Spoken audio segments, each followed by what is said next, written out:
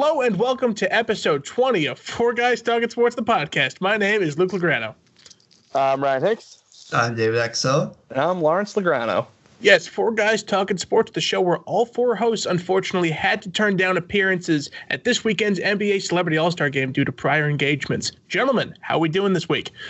Great, Lukester. How are you? Fantastic. Doing really well. Doing all right, you know. Good. Welcome to 20 episodes, boys. We finally did it. We thought 10 was a big deal. We've doubled it. Wow. Yeah, our show was like a sophomore in college. We're 1/5 of the way until our Borgata Atlantic City table service party. 100 episodes. We're 1/5 of the way there. Thank you. Well, we'll hit it big, but much like our other episodes and much to Ryan's dismay, baseball news never seems to end on the show. But when headlines like MLB rumored to have reality TV like playoffs in 2022 are circulating, what are we supposed to do? Yes, you heard it right. There have been rumors that the MLB is leaning towards expanding the playoffs and allowing teams to pick their first-round opponent. The team with the best record in each league would receive a bye to avoid the wild card round and go directly into the division series. The other two division winners in the wild card with the next best record would each host all three games in a best-of-3 wild card round. So the bottom three wild card teams would have no first-round games. The division winner with the second-best record in a league would then get the first pick of its opponent from those lower three wild cards. And the division winner with the next highest record would pick, leaving the last two wild cards to play each other. Now, I was thoroughly confused when I heard this for the first time. That was a mouthful for me to get out. So here's an example of how it would have looked if the NL had this in place last year. The Dodgers had the best record, so as the 1 seed, they would have a bye. They move on automatically. That leaves Atlanta, St. Louis, and Arizona as your division winners. Atlanta would pick first, and they would choose between the Nationals. That's not how it works. It's not how it works. No. So it would be Atlanta, St. Louis, and Washington would have hosted in the first round because Washington was the top wild card team. So it's not the division winners that pick. The second and third place division winners, because one gets a bye and the top wild card team picks. So this is they don't get to pick. They just than I originally imagined. Yeah, it's even more confusing. Exactly. I was gonna say, so David, take it away here. You clearly understand this, so I'm gonna. I thought I had it all down pat after multiple pages of reading. In fifth and sixth place. Well, fifth place was Milwaukee, and then seventh place the Mets, and then the Diamondbacks. So the Mets were ahead of the Diamondbacks. Correct. So Diamondbacks would not have made it. The Mets would have been the 7th seed. Capped it. Right. So it would have been Dodgers getting a bye, and then Atlanta was the 2, or was St. Louis the 2? Atlanta was the 2. St. Louis was the 3. So Atlanta would get the first choice of either Milwaukee, New York, or Arizona. Yeah. I was going to say, because there's no one there to represent the West if Arizona's not there. And LA gets a bye. Dodgers won the West. So you can have the Dodgers represent the West there, and not. This is. I hate this more and more we talk about it. I'm going to be completely honest with you. I was starting to warm up to the idea, and now I just hate it all the time. Very confusing lead, Lukester. Very confusing lead. Well, what can I say? I slaved over reading article after article after article with examples, and I thought I had it down, and I just don't, because it's so complicated. We don't need this. This is what baseball's about. I think that, you take this with a grain of salt. It's a rumor, right? So they could be talking about it. You don't know that they'll actually implement it. I mean, don't think about it. Just if it happens, that's when you brush up, right? But your first take after hearing that mouthful of complete insanity that you just gave us is, bit confusing. And, baseball is very widely known as the most traditional of all four, major sports. So it definitely gets away from that a little bit. We had trouble even explaining it. Style, right. And then, if they're going to go on TV and make money with these broadcasts of teams picking their playoff opponents, it's a show now. They're trying to become like the NBA. So basically, though, just to clarify, now I have the standings in front of me. Atlanta would have had first choice of Milwaukee, New York, and Arizona to host. Then St. Louis would have chosen from the remaining 2, and Washington would have been given the remainder.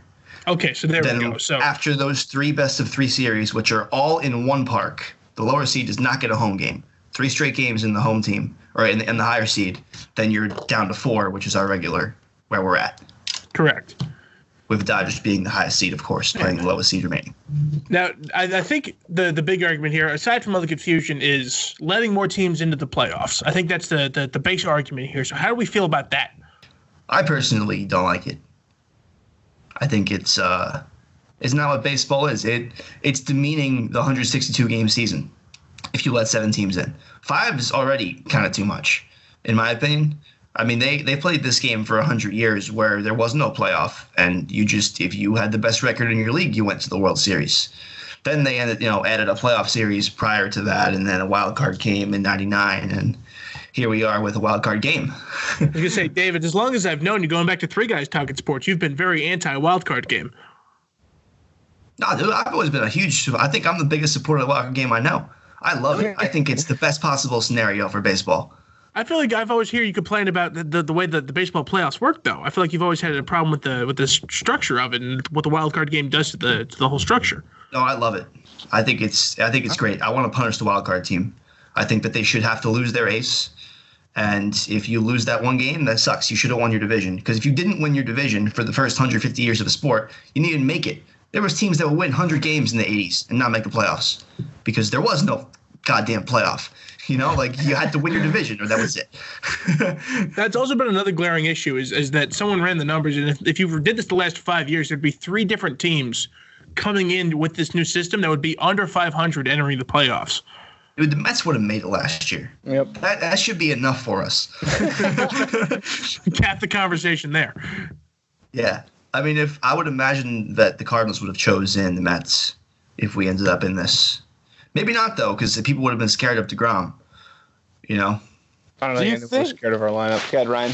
Do you think that teams aren't gonna like this attention because the last 20 games of the season, every reporter is gonna be asking, "Oh, if you put in this spot, who are you gonna pick?" and this and that, and it's such a sideshow storyline that I think goes back to the "this isn't baseball" point, where it's like I can't see the teams being overly zealous about now having to go on national television and pick your opponent. That's not at all what sports are. I'm all for making baseball more accessible. They do things every year that try to speed the game up 2 or 3 minutes. I'm all for that. Make more fan interaction stuff. I think this is jumping into the deep end of trying to make the MLB like the NBA. I think this has gone way too far. I think you've gone from step 1 to step 10. Yeah, this is crazy. I do think it will happen, though, or something similar to this will happen, but it won't happen until at least 2022 because that is when the playoff contract with Fox ends, and ESPN is really vying to buy that playoff contract. So if the commissioner likes this idea and ESPN likes this idea, maybe that'll have some kind of leverage. I also don't know when the MLBPA CBA ends because I think that'll be a big part of the next CBA negotiations, and we're already looking at a strike year as it is. So, there's a ton of factors leading into this, but I do think eventually something like this or similar to it will be put in place. So these rules haven't been implemented yet, but the MLB have approved actual rule changes for next year. And those include a 3-batter minimum for pitchers, a.k.a. removing the loogie from all of the MLB. Rosters from opening day to August 31st have expanded from 25 to 26, but rosters after September 1st have been reduced to 28. I don't like that. Players who pitch and hit are now designated as two-way players, a.k.a. Shohei Ohtani. Position players are now only allowed to pitch if the game goes to extra innings or if there's a difference in score by 6 runs. Time for managers to decide to challenge a play has been reduced from 30 seconds to 20. And pitchers and two-way players must go on a minimum 15-day IL while position players remain eligible for a 10-day IL. So is there anything in that list that jumps out to you guys as exciting or disappointing? I didn't know what the designation of two-way player meant until that little IL tidbit came in, so I can understand it. I don't really see the point of making them sit out 5 more days, though, because, if you're a starter, you're going to just waste a roster spot anyway for 4 days of the week, so. Yeah. But, yeah, other than that, it seems pretty generic. I don't like the 28 max in September. Really? Yeah, neither do I. A lot of baseball purists love it because September games are so long and so tedious, and you see guys that shouldn't be playing in the MLB playing the MLB. And you see Chris Flexen pop in for an inning or two every other game. Michael Kay said this: baseball was designed to be a war of attrition. Guys going at it and going to war. And when it comes to September, you've got guys that you shouldn't be seeing come in and play relief for an inning or two every game that you don't need to be seeing. So this, I'm pretty sure the pitcher limit goes from 13 to 14, so you get an extra pitcher and 2 extra position players, which is fine, I guess. But it's better than seeing everyone come in that shouldn't be playing on the MLB. I disagree because, you're a Met fan, for Christ's sake. How many times have they you bring kids up in September to see if they have anything, right? That absolutely destroys that. I don't hate it by any means. I don't love it. I don't hate it. I'm just saying what the baseball purists and the people who love the sport of baseball have been saying and why they love this new change to reduce the number from 40 to 28. The only baseball purists that I've seen on that side of the fence, Luke, are generally Yankees and Red Sox players because they're in the contention every year. But that's also all I really pay attention to is the New York-Boston opinion. Because I live in Connecticut, so that's what I see. But the idea of it is that since the game's become so bullpen strong, they have been able to abuse the amount of arms in the bullpen by having extra guys. So they're doing this to cut it back because playoff teams, like you said, in the war of attrition, right, they're facing you can have a 20-man bullpen. And it sucks for a team vying for that home field, competing for the division. But by the time of September, it's usually solved by then. And now, the way we have it now, only 5 teams in the league make the playoffs. So 2/3 that are out of it, they're trying to get the kids in. They're trying to get these guys up. And, give some guy looks, get experience. MLB experience for these players is invaluable. And you're taking away that just for these 5 teams. You're hurting 2/3 of the league. You're hurting your brand. It doesn't seem to make sense to me. But it seems like the bigger markets have gotten a swing on this and have complained enough to the point where the MLB is doing something about it. It makes sense, too, that the only other one I really want to talk about is the batter minimum. To Terry Collins, I'm sure he shed a tear or two that the loogie is now obsolete from the sport of baseball. I'm sure he cried plenty of times. Terry, we're with you, my friend. Yeah, so it eliminates all that, and that'll be good. People notice it in the playoffs when the pitcher faces one batter, but I don't know. It's kind of always been part of the game. It's how you structure your lineup. So it'll definitely be a challenge for managers when it comes to making lineups this year. Is there any sort of exception in that? The 3-batter limit? Good question. I don't believe so. I don't know what would qualify as an exception, but I was under the impression that was in effect this past season. I guess it wasn't, though. But I didn't notice it really happen. I think it's kind of something phased out of the game anyway. I guess if it's coming in and it wasn't. But like I said, it's not something people are really doing. Bullpens are so deep nowadays that you could do it, but it's good. Why ruin that guy for a day? Have him go out there, throw 3 pitches. Now I got to watch a commercial. All right, Luke, you want to talk about something else so Ryan can speak? Absolutely. Ryan, we'll toss you for this next question. So we got some news out of the NFL. Myles Garrett has been reinstated by the league and Roger Goodell. Garrett was suspended indefinitely back in November for hitting Steelers quarterback Mason Rudolph over the head with his helmet. Garrett is clear to play on opening day. Ryan, how do you feel about Garrett's return to the NFL? I'm not surprised. I think mainly because how relatively early it was in the season to where he had to sit out a good portion of it. I think that if this happens in week 14, that the suspension doesn't end and he probably still has to spend some time off the field at the beginning of next season. But I think with how early in the season it happened and how much time he missed, that I wasn't surprised that he got reinstated. Personally, I think I would like to see him suspended on opening day. I think just that quick reminder that, we know what you did and we didn't forget, and you're going to miss the start of next season because of what you did. I think I would have liked to see that. But like you said, I think this was really early on. He served his time. Would have liked to see him serve a little more time because if Mason Rudolph actually did get hurt, he would have been gone for the league, and he got lucky. I would agree with you. Look, it's you can't really suspend the guy for the entirety of the next season, so he had to come back at some point. But maybe a couple games next year would have been necessary, but probably not. I think that's something everyone has learned from. I believe Myles has at least learned from it. I know we had a bit of a talk about how he's been a dirty player in the past. The hope is these things change, and if they don't, you hit him with a harder suspension. Yep, was Vontaze Perfect also suspended indefinitely, or was he just suspended for the season? I believe it was the remainder of last year for the hit on Jack Doyle. So the return of Vontaze Perfect as well. Oh boy. That'll be fun. Let's keep it on combat. This past Saturday at UFC 247, John Bones Jones retained his light heavyweight championship against Dominic Reyes by unanimous decision. Reyes came out strong, keeping the champion on high alert, but in the end, all three judges sided with Jones. As exciting as Reyes' performance was, the news coming out of the fight was directed at Judge Joe Solis, who scored the fight 49-46, unlike his two peers who scored it 48-47. Both the UFC president Dana White and commentator Joe Rogan called the ruling insane, and it was discovered Solis had judged less than 10 fights for the UFC coming into Saturday's event. Lawrence, do you think the ruling was obscene, or is everybody being too rough on Joe Solis? Well, that's a tough question because I don't really want to outweigh the two. That guy scoring the fight 4-1 is a sham. I mean, what do I know? Because I'm not an MMA judge, but right. it definitely looked like this kid kicked the living shit out of Bones for the first 3 rounds of the fight.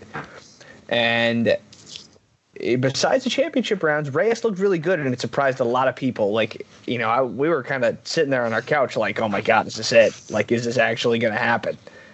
And then when it came out, and there's no change in it.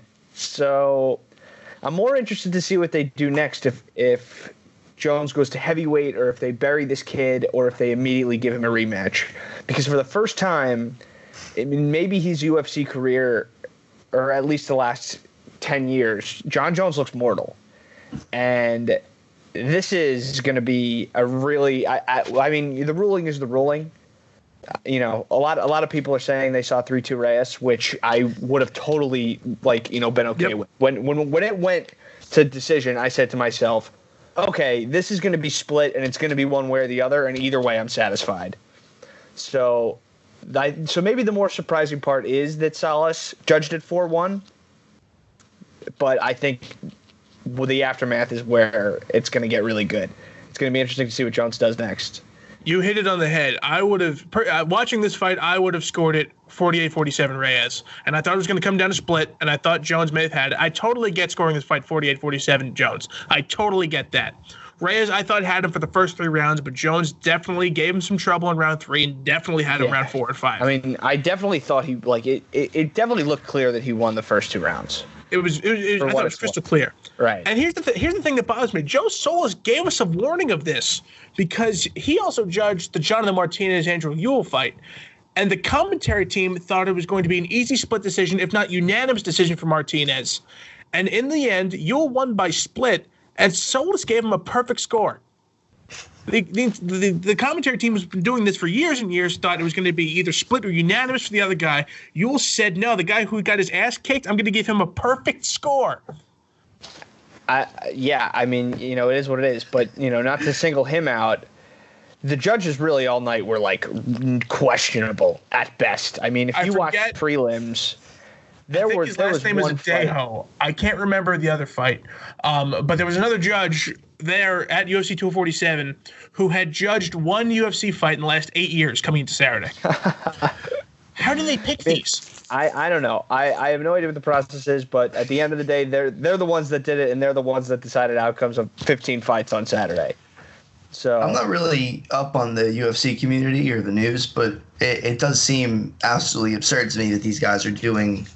I mean, in this match was a championship bout, right? The Jones fight? Yes. 5 rounds? Very much so. So, I mean, that's like having Angel Hernandez do the World Series. So we all know he's not a capable umpire. He's just there because you can't fire him. He's been there too long.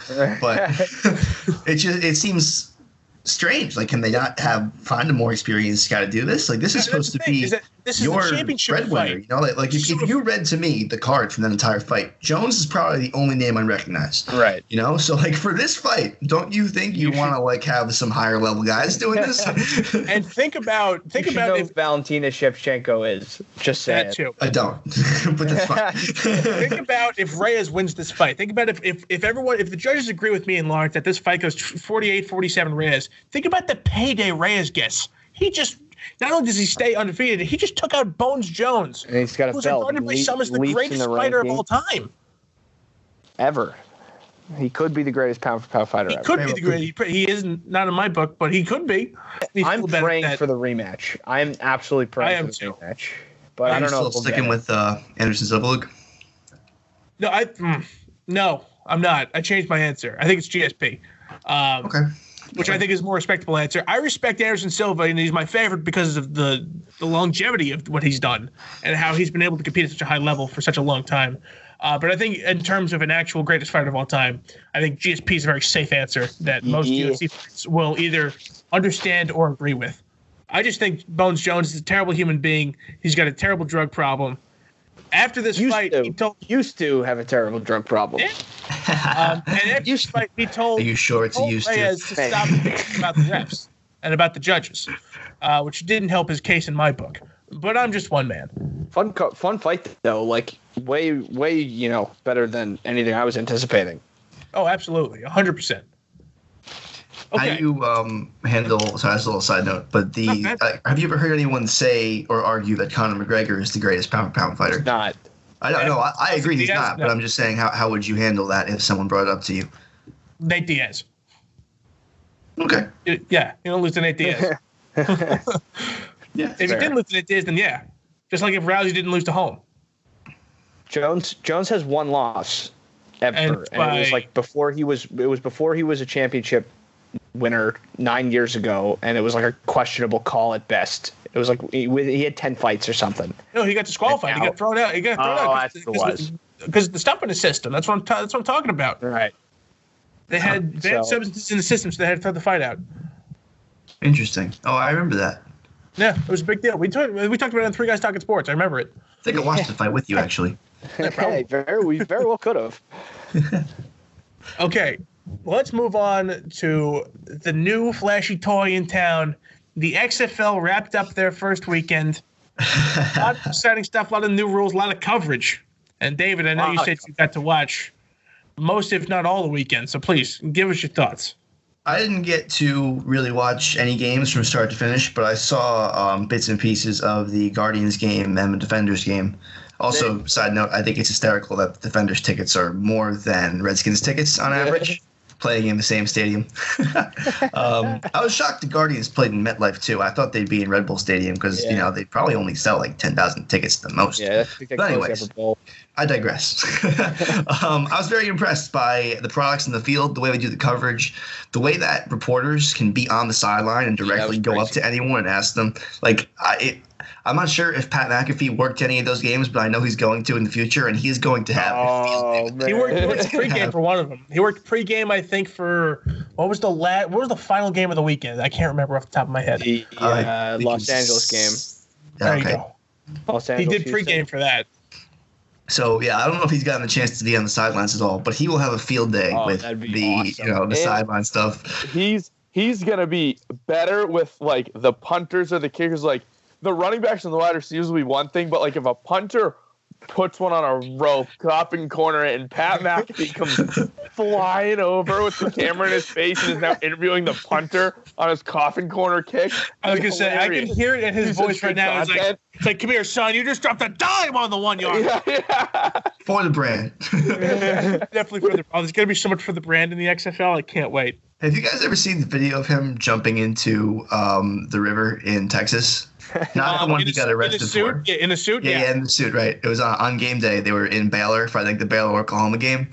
And, like, he literally was like, I'm picking Baylor to win. And, like, I'm going to do something that I got arrested for last time, and just dove in the river. Incredible. The man's an anomaly. I love him to bits. I really do. But yeah, I mean, it's something I don't know if the NFL will ever adopt, but it's something I think the XFL is making the NFL think about, just the sideline interactions and the availability. And like, there was a piece of the Guardians game where I think just there was some technical difficulties and the audio went out and you couldn't hear what was going on the coach's sideline. And I was upset. I was like, where is this? Now I'm used to having this. I want it. Yep. So maybe the NFL will do a little bit of that. I don't know. But it seems that the NFL is supporting the XFL as a minor league system in a way. So I think it's good for the sport, good for football. We may finally have a spring football league that works. Yep. Definitely looks like the most professional one by far and away. Like David said, all the stuff on the sideline was really cool. It was also cool you could see the replay booth You could hear the officials talking back to each other. The head coaches calling plays. Another thing we didn't mention was the gambling overlays on the lower. Oh yeah, I forgot about third that. Supers.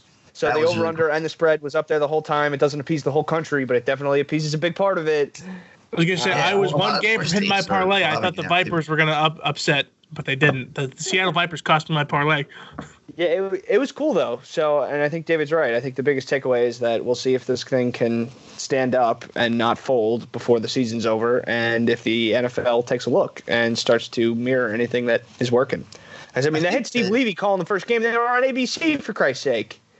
I think the biggest problem with the AF was that I wanted to watch it and I could not find it.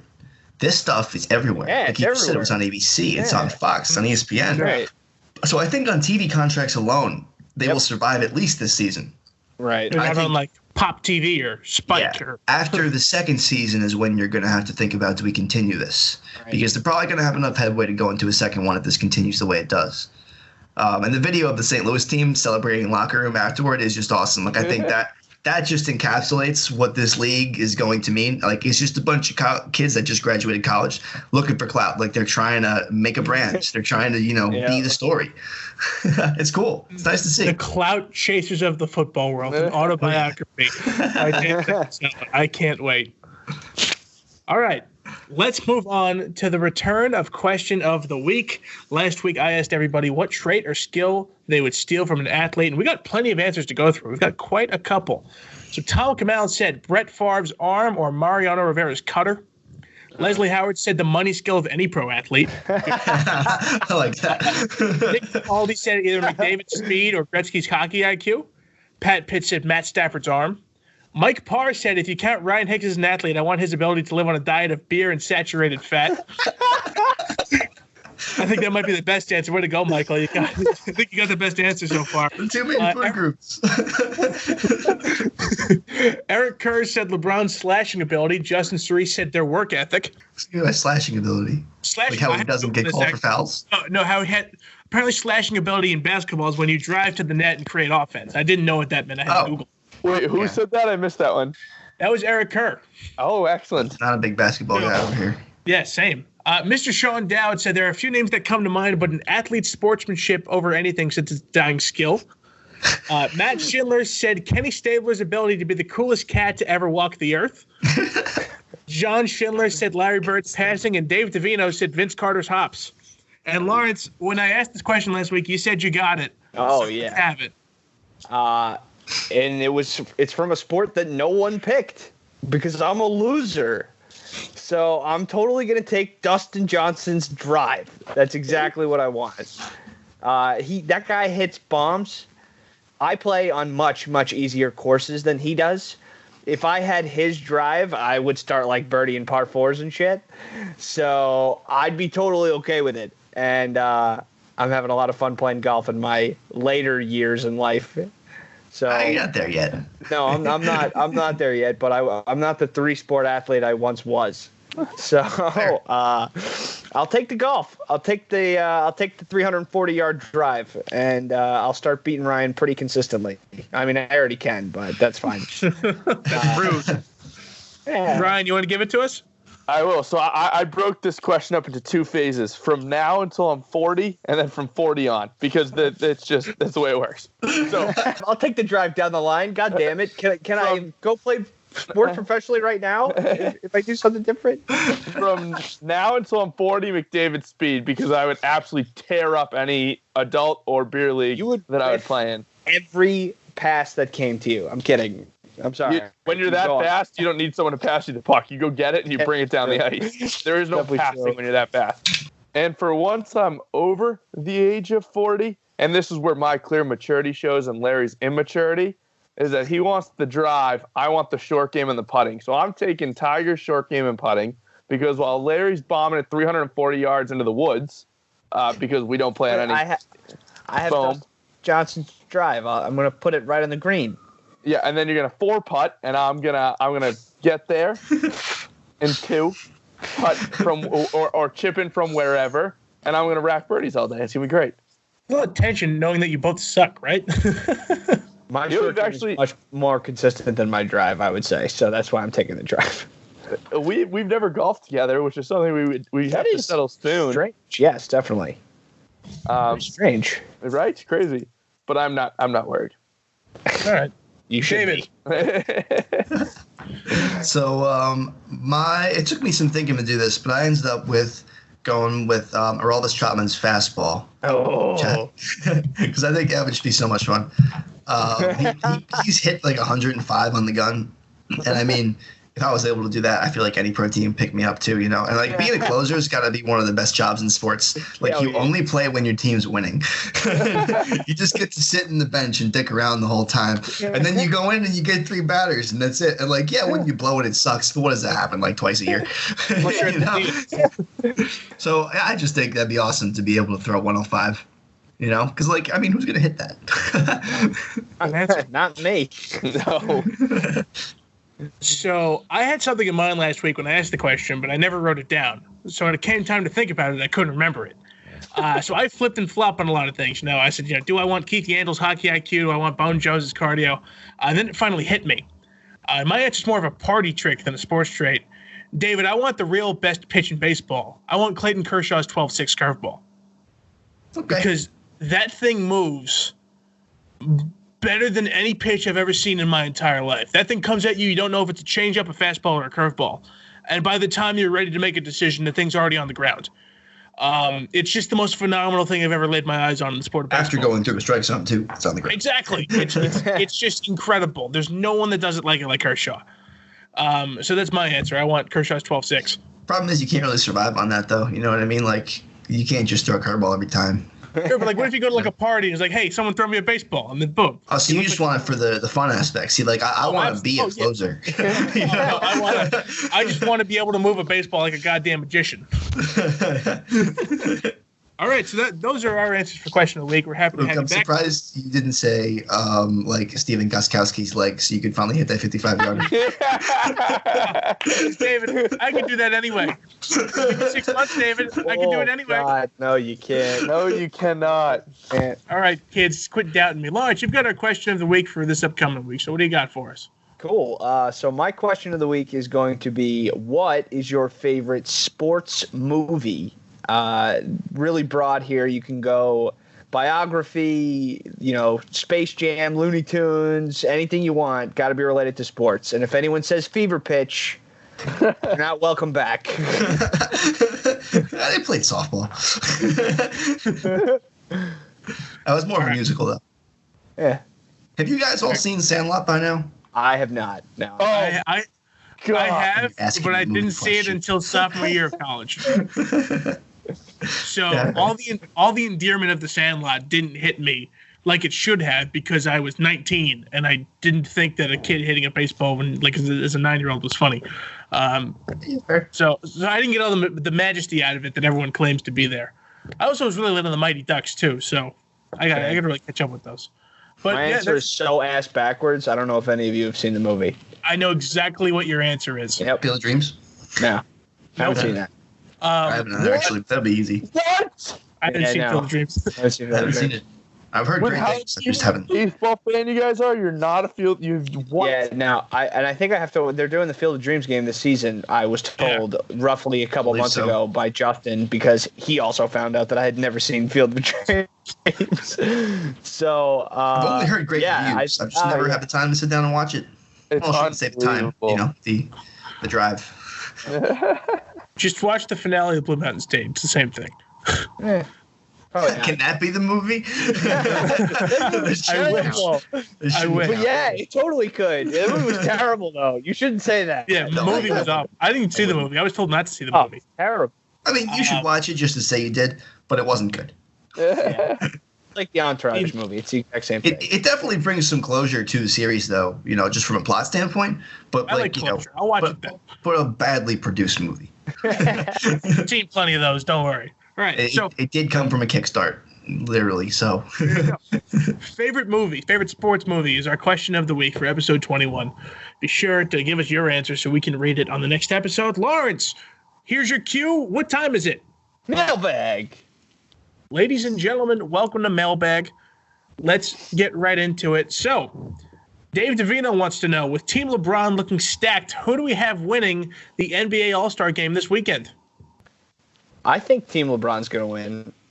I'm very confident. The West is better. I think the West is a lot better. So that's kind of how they formed it. It's right. I know they draft now, but they basically drafted it East-West, and I think LeBron got the better team. But it's the All-Star game, so God only knows. That I can't answer. Say it again, David. Where is the game being played? I want to say Denver for some reason. Chicago. Oh, Chicago. Okay. There's fear that the game actually might get canceled because it's supposed to snow it's supposed to be a tundra this weekend. It should make it an afternoon game. I don't know. I'm not the one putting on the game. I'm not concerned. I haven't seen the rosters per se, but I would go with Team LeBron just because, the whole Laker thing. I think he's going to win it for Kobe. There's going to be so many Kobe tributes there, and I think it's going to be great the two teams are wearing for his legacy. And 24. Like all of one team, of LeBron's team is wearing 2 because he's honoring Gigi as the dad, and all of Giannis's team is wearing 24 for Kobe. That's awesome. See, and Kobe would have wanted Gigi's team to win too. So, yeah. So yeah, I would go with Team LeBron. Not going to bet on it because it is an All-Star game. And there's a bunch of weird rules involved that I don't know off the top of my head. But if you want to find out, you can go read them. Yep, definitely. I have Team LeBron as well. It feels weird saying this in an All-Star game because it's an All-Star game. It's supposed to be fun, but I feel like bench depth is going to come in big here. Just because I looked at the rosters and I saw Giannis got Bam Adebayo and Jason Tatum and Domantas Sabonis on the Pacers. I didn't even know who that guy was. Sabonis? Yeah. No, I don't watch basketball, Lawrence. So just out of people that I recognize and that I know are good, I feel like LeBron's going to have this no problem. I don't know. I mean, if all those guys are on Giannis's team, it's it's an All-Star game, so it's stacked. Again, it's an All-Star game. They're supposed to be good. Everyone's supposed to have fun. This isn't supposed to be a competition. I just don't know the people on Giannis's team. I did see today that Devin Booker is replacing Damian Lillard. I was shocked that Devin Booker did not make the All-Star game in the first place. Yep. Yeah. Definitely. It was my friend Sean. There's a sports book out there that returned bets on people who took Mitch Trubisky to be MVP just because he was so bad. They just gave everyone their money back. But people who bet Devin Booker to be an all-star are not getting their money since he's an injury replacement. Which apparently is a big drama in the sportsbook world. I didn't know that was an issue going on, but I learned that today. Interesting. Wait, so they're not giving you your money. All-Star game. Correct, because he was an injury replacement, not named to the team.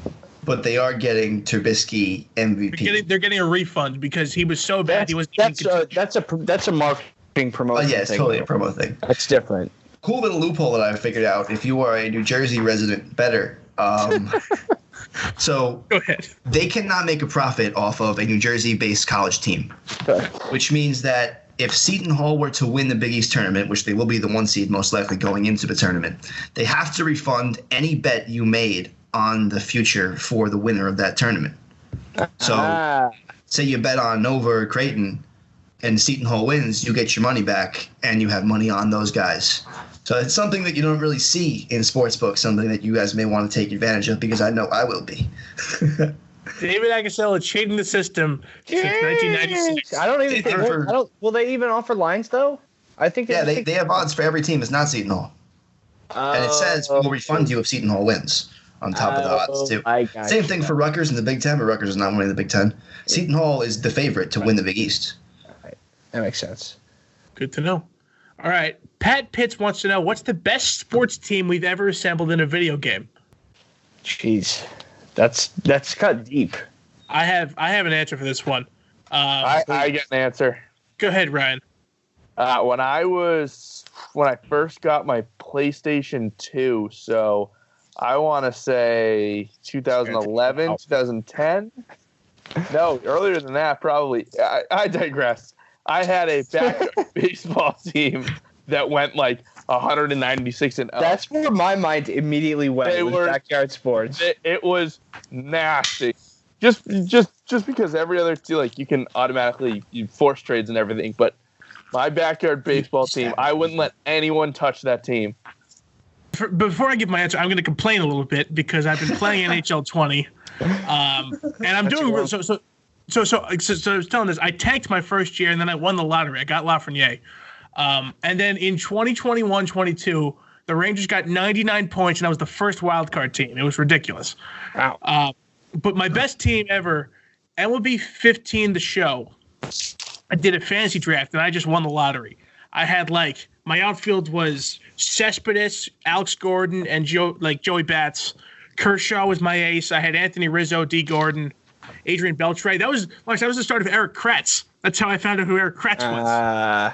So inside joke for you guys. I was doing scores for the runs pool. I forget how it happened, but I was like, oh, Eric Kratz hit the game-winning home run.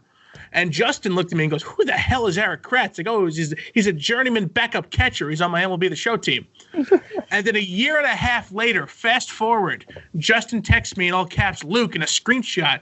It says, Eric Kratz hits walk-off home run for Yankees. He didn't even know which team. He didn't even know which team was on. Yeah.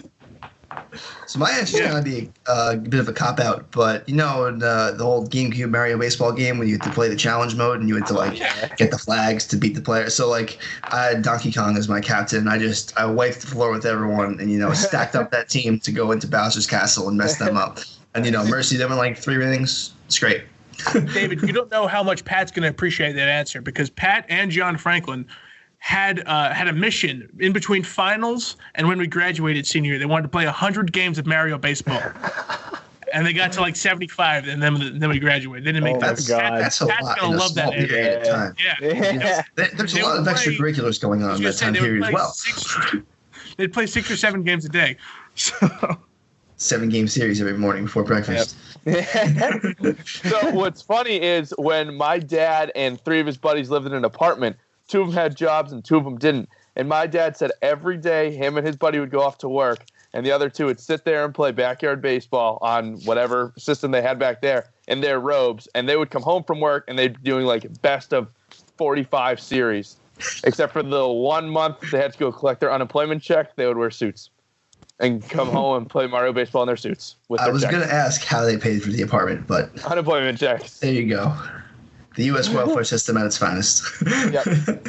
And we're talking like the mid-90s, so.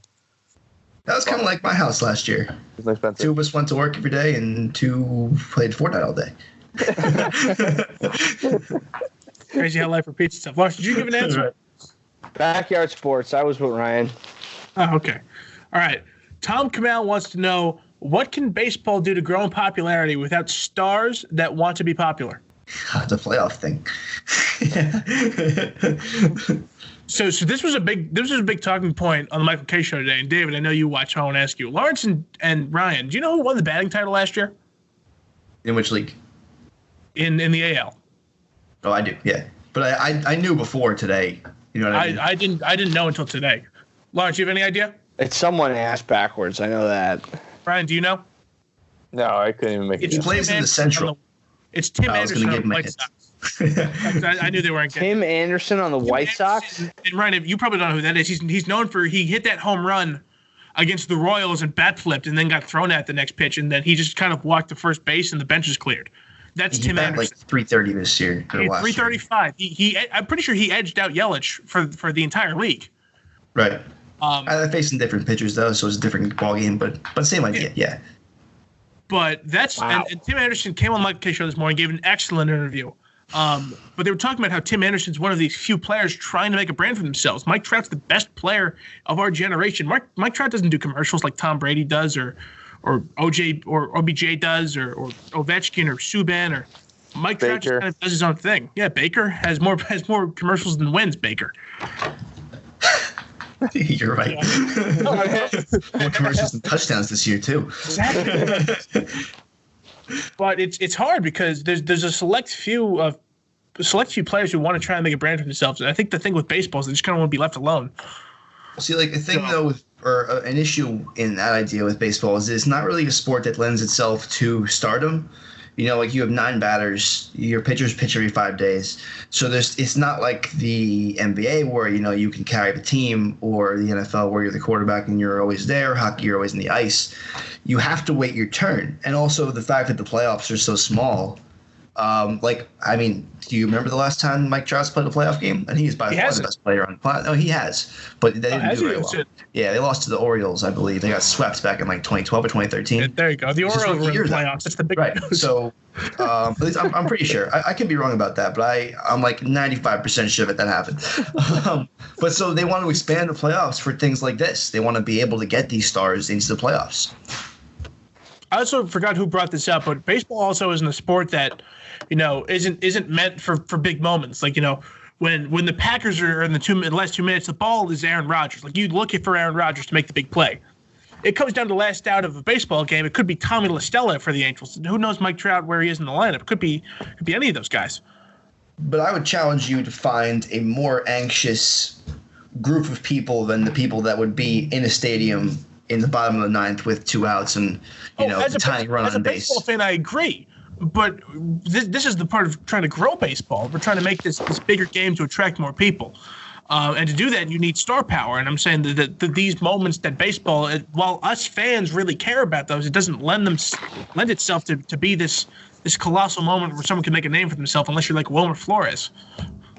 Yeah, well, if you're not a Mets fan, you don't recognize that name. Ryan, can you tell me what position Wilmer Flores plays? Second base. Oh, okay. I'm impressed. But also, you did a show with us. And I lived with Luke. So Yeah, true. I'll be honest, there wasn't 100% confidence with that answer. We saw your face. I feel like I said it with good conviction. I feel like if you're listening and not watching the YouTube, you would have believed my second base answer. I knew it was infield. Second base is just kind of what came to mind. All right, let's keep going.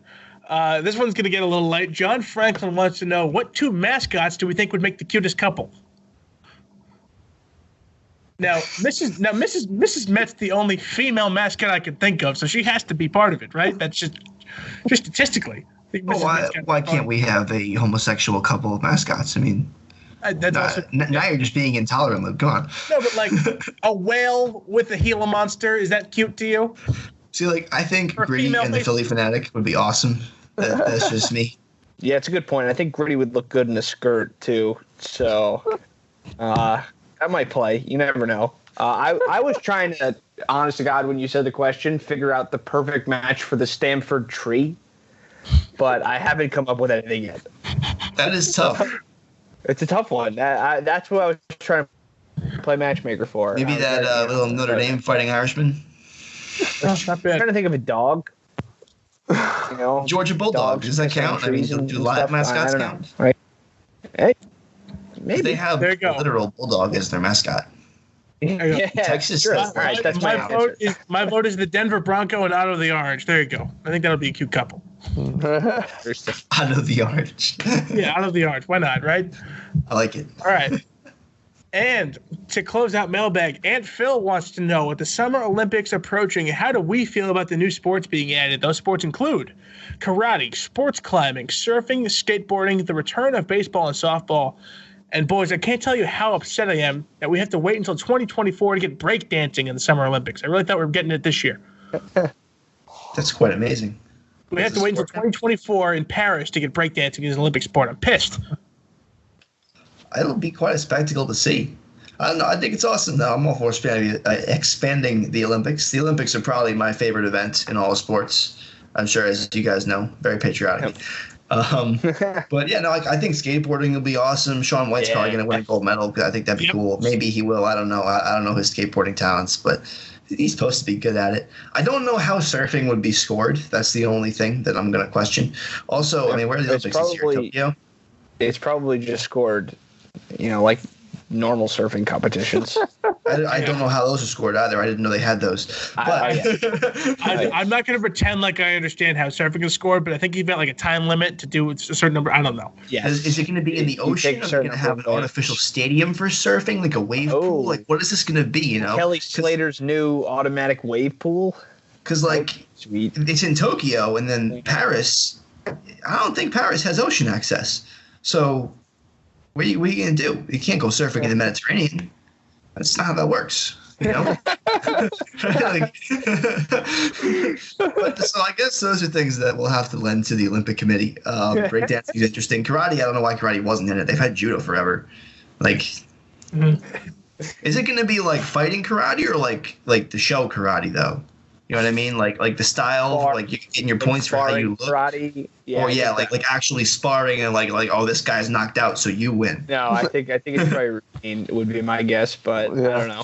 I'm waiting for MMA to be in the Olympics because I mean, well, the fighting is basically they represent countries as it is, but why not put an Olympic gold medal on that? 100%. Yeah, wrestling. Why can't we do fighting? Yeah. Well, wrestling got taken out, didn't it? Nah, no way, really? That's like the oldest sport. Yeah, I think it did. Do you know how I know this? Out of the Olympics? Do you know how I know this? It's because Kurt Angle made merchandise supposed to like promote putting wrestling back in the Olympics. That's exactly how I know how it happened. But yeah, look that up, David. So that's it for mailbag, which means we now move on to the judge's trivia question of the week. Disappointing news this week, boys. Judge could not muster up a trivia question for us. He doesn't have the time. He wanted me to say hello, and he loves your work.